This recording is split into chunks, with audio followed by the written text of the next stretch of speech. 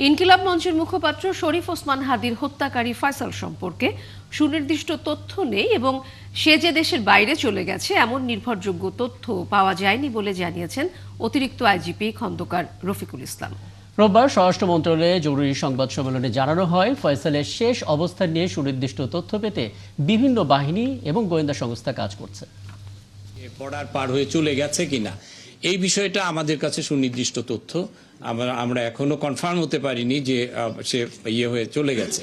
রাত 9টার দিকে আমরা নিশ্চিত হতে পারি যে 9টা 9:30টার দিকে এই যে বিভিন্ন সিসি ফুটেজ ক্যামেরা, তারপরে অন্য স্টিল কিছু ছবি পাই আমরা।